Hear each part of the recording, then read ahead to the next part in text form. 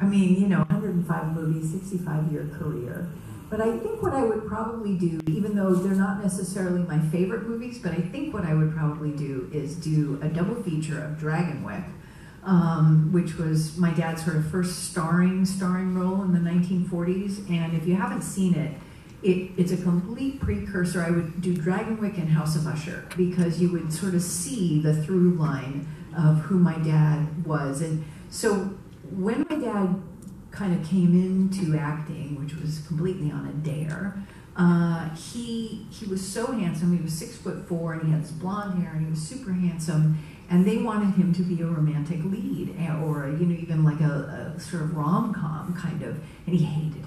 He was like, ugh, you know, who wants to play the good guy? He wanted to be a character actor, and he admired Spencer Tracy and Jimmy Cagney and Edward G. Robinson, none of whom were 6'4" and gorgeous, right?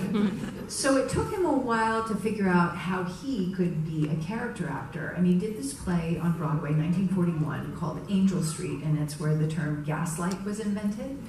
And he played Mr. Manningham, who wants to get rid of his wife, which was a theme in his movies and life.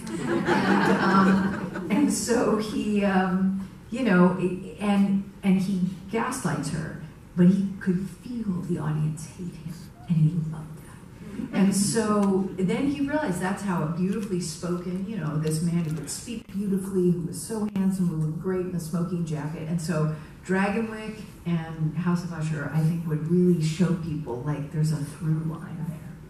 I love both of those.